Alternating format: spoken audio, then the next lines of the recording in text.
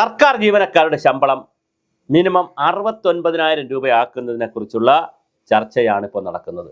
69,000 രൂപ മിനിമം ശമ്പളം എന്ന് പറഞ്ഞാൽ അടിസ്ഥാന ശമ്പളം 69 വലിയ ശമ്പളമാണ്. പക്ഷേ കേന്ദ്ര സർക്കാർ ജീവനക്കാരുടേതാണ് എന്നുള്ളതാണ് പ്രധാനം. കേന്ദ്ര സർക്കാർ ശമ്പള പരിഷ്കരണവുമായി ബന്ധപ്പെട്ട നിർദ്ദേശങ്ങൾ വളരെ സജീവമാകുന്നു. മിനിമം ശമ്പളം 69,000 ഉയർത്തണമെന്നാണ് national council joint consultative missionary ആവശ്യം ഉന്നയിക്കുന്നത്. ശമ്പള വർധന ആധാരമാക്കുന്ന ഫിറ്റ്മെന്റ് ഫാക്ടർ, അതായത് ഫിറ്റ്മെന്റ് അലവൻസ് എന്ന് പറഞ്ഞൊരു കാര്യമുണ്ട്. ഈ ഫിറ്റ്മെന്റ് അലവൻസ് 3.83 ഉയർത്തണമെന്ന് നിർദ്ദേശിച്ചിട്ടുണ്ട്. ഈ രണ്ട് നിർദ്ദേശം വന്നിട്ടുണ്ട്.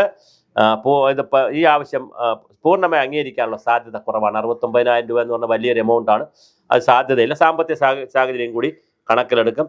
മിനിമം യൂണിയനുകൾ മുന്നോട്ട് വെക്കുന്ന ഡിമാൻഡ് മിനിമം അടിസ്ഥാന ശമ്പളം നിലവിലെ 18,000 രൂപയിൽ നിന്നാണ് 69,000 രൂപയാക്കുക. നിലവിൽ 18,000 ഉള്ളൂ. ആ 18,000-ൽ നിന്ന് 69,000 രൂപയാക്കണമെന്നാണ് പറയുന്നത്. ഫിറ്റ്മെന്റ് ഫാക്ടർ അടിസ്ഥാന ശമ്പളം പരിഷ്കരിക്കാൻ 2.57 ഇപ്പോൾ ഉള്ളത്. അത് 3.83 ഉയർത്തുക എന്ന് പറയുന്നു. വാർഷിക ഇൻക്രിമെന്റ് ഓരോ വർഷവും ശമ്പളത്തിന്റെ 6% വാർഷിക ഇൻക്രിമെന്റ് കൊടുക്കുക. ഈ 69,000 ശമ്പളം കൊടുത്തതിന് ശേഷം വാർഷിക ഇൻക്രിമെന്റ്, വീട്ടുവാടക അലവൻസ് ഉൾപ്പെടെയുള്ള ആനുകൂല്യങ്ങൾ പരിഷ്കരിക്കുക. ചില വിഭാഗം ജീവനക്കാർക്ക് വേണ്ടി പഴയ പെൻഷൻ പദ്ധതിയിലേക്ക്, ഓൾഡ് പെൻഷൻ സ്കീമിലേക്ക് മടങ്ങാനുള്ള അവസരം കൊടുക്കുക. ശമ്പള പരിഷ്കരണത്തിന്റെ ചരിത്രം പരിശോധിക്കാൻ യൂണിയനുകൾ ഉന്നയിക്കുന്ന ആവശ്യം സർക്കാർ അംഗീകരിക്കുന്നതിൽ വലിയ അന്തരം കാണും. അതായത് 7ാം ശമ്പള കമ്മീഷന് 26,000 രൂപ അടിസ്ഥാന ശമ്പളവും യൂണിയന്റെ ആവശ്യം 26,000 രൂപ അടിസ്ഥാന ശമ്പളം. പക്ഷേ ശമ്പളം കൊടുത്തത് 18,000 രൂപയായിരുന്നു 7ാം ശമ്പള, അതായത് കഴിഞ്ഞ ശമ്പള പരിഷ്കരണ കമ്മീഷൻ. ഫിറ്റ്മെന്റ് അലവൻസ് 3.68 യൂണിയൻ ആവശ്യപ്പെട്ടത്, 2.57 കൊടുത്തത്. മിനിമം ശമ്പളം 69,000 രൂപ എന്ന ചർച്ച വിഷയമായിട്ടുണ്ടെങ്കിലും മുൻപത്തെ രീതിയിൽ വെച്ച് നോക്കുമ്പോൾ പൂർണ്ണമായി അംഗീകരിക്കാൻ സാധ്യതയില്ല. ഫിറ്റ്മെന്റ് അലവൻസ് 3-ൽ നിന്ന് 3.32 വരെ ഉയർത്താനുള്ള 3 മുതൽ 3.2 വരെ ഉയർത്താനുള്ള സാധ്യത കാണുന്നു.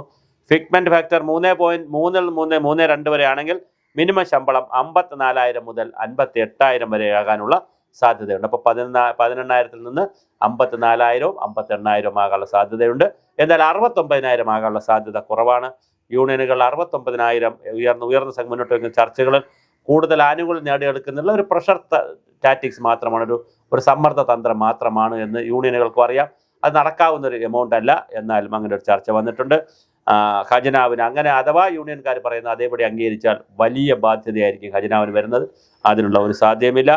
ലക്ഷക്കണക്കിന് കേന്ദ്ര സർക്കാർ ജീവനക്കാർക്കും പെൻഷൻകാർക്കും വൻ തുക നൽകേണ്ടത് വലിയ സാമ്പത്തിക മാധ്യമം വരും. ഫിസിക്കൽ ഡെഫിസിറ്റുള്ള ഒരു കാലഘട്ടത്തിലൂടെയാണ് നാം രാജ്യം കടന്നു പോകുന്നത്.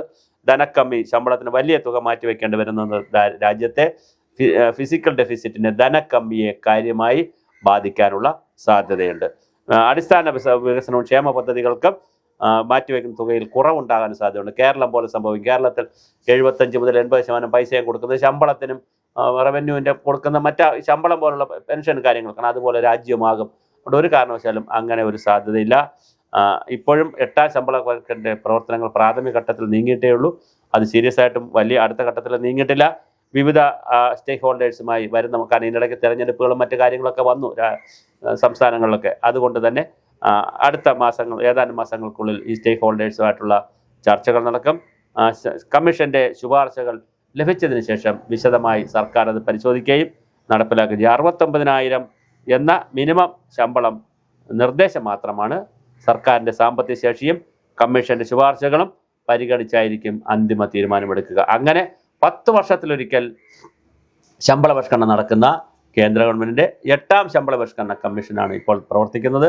അവിടെ ഈ 10 വർഷത്തിന് ശേഷം 18,000 രൂപ, 28,000 രൂപ, 26,000 രൂപ അടിസ്ഥാന ശമ്പളം വേണമെന്ന് യൂണിയൻകാർ 10 വർഷം മുമ്പ് ആവശ്യപ്പെട്ടപ്പോൾ അന്ന് 18,000 രൂപയാണ് കൊടുത്തതെങ്കിൽ ആ 18,000 രൂപ ഇപ്പോൾ 69,000 രൂപയാക്കണമെന്നാണ് യൂണിയൻകാർ ആവശ്യപ്പെടുന്നത്. അത് ഒരു പക്ഷേ 54,000-ഉം 58,000-ഉം ആകാനുള്ള സാധ്യതയുണ്ട്. 10 വർഷത്തിലൊരിക്കലാണ് എന്നുള്ളത് കൊണ്ട് തന്നെ കേരളത്തിൽ 5 വർഷത്തിലൊരിക്കലാണ് ശമ്പള പരിഷ്കരണം. അതുകൊണ്ട് തന്നെ കേരളത്തിൽ കിട്ടുന്നതിൻ്റെ ഇരട്ടി അവിടെ കിട്ടും. പക്ഷേ മറ്റ് അലവൻസുകളും കൂടുതൽ കൊടുക്കാൻ സാധ്യതയുണ്ട്. ഇതെല്ലാം കൊടുക്കുമ്പോഴും ഫിസിക്കൽ ഡെഫിസിറ്റ്, ധനക്കമ്മി നോക്കാനുള്ള സാധ്യതയുമുണ്ട്. അപ്പോൾ കമ്മീഷൻ ശുപാർശ, യൂണിയൻകാരുടെ ഡിമാൻഡുകൾ, യൂണിയൻകാർ പോലുള്ള ആളുകളുടെ സ്റ്റേക്ക് ഹോൾഡേഴ്സായിട്ടുള്ള സർവീസ് സംഘടനകൾ, വ്യക്തികൾ എല്ലാവർക്കും അഭിപ്രായം പറയാനുള്ള അവസരം, വിവിധ സ്റ്റേക്ക് ഹോൾഡേഴ്സുമായിട്ടുള്ള ചർച്ചകൾ, ഇതെല്ലാം നടന്നതിന് ശേഷമായിരിക്കും അന്തിമ തീരുമാനമെടുക്കുക. എന്തായാലും കമ്മീഷൻ്റെ ശുപാർശകൾ വന്നതിന് ശേഷം സർക്കാർ അത് വിശദമായി പരിശോധിച്ചതിന് ശേഷമായിരിക്കും തീരുമാനമുണ്ടാവുക. എന്തായാലും കേന്ദ്ര സർക്കാർ ജീവനക്കാർക്ക് കോളടിക്കുന്നു. 8ാം ശമ്പള പരിഷ്കരണത്തിൻ്റെ പ്രവർത്തനങ്ങൾ, കമ്മീഷൻ്റെ പ്രവർത്തനങ്ങൾ ദ്രുതഗതിയിൽ നടക്കുന്നു.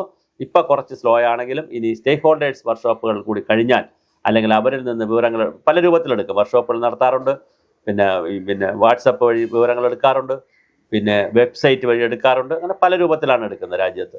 പിന്നെ സർവീസ് സംഘടനകളുമായിട്ട് ഓൺലൈനിലും ഓഫ്ലൈനിലും മീറ്റിങ്ങുകൾ നടക്കാറുണ്ട്.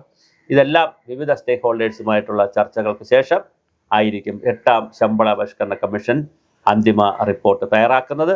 ആ റിപ്പോർട്ട് തയ്യാറാക്കുമ്പോൾ ഈ പറഞ്ഞതുപോലെ 18,000-ൽ നിന്നൊരു 54,000 രൂപയെങ്കിലും മിനിമം ആകാനുള്ള സാധ്യതയുണ്ട്. എന്തായാലും 69,000-ലേക്ക് പോകാനുള്ള സാധ്യത ഇന്നത്തെ സാമ്പത്തിക നില വച്ചുകൊണ്ട് വളരെ കുറവാണ്. അതുപോലെ ഫിറ്റ്മെൻറ്റ് ഫാക്ടർ അല്ലെങ്കിൽ ഫിറ്റ്മെൻറ്റ് അലവൻസും ഈ യൂണിയൻകാർ ആവശ്യപ്പെടുന്ന രീതിയിൽ കിട്ടാനൊരു സാധ്യതയില്ല. 3 മുതൽ 3.2 വരെ കിട്ടാനാണ് സാധ്യത. എന്നാൽ പോലും വളരെ വലിയ തുക ശമ്പള ഇനത്തിലും പെൻഷൻ ഇനത്തിലുമൊക്കെ ആളുകൾക്ക് ലഭിക്കും എന്നുള്ളത് ഒരു വലിയ പ്രത്യേകത തന്നെയാണ്.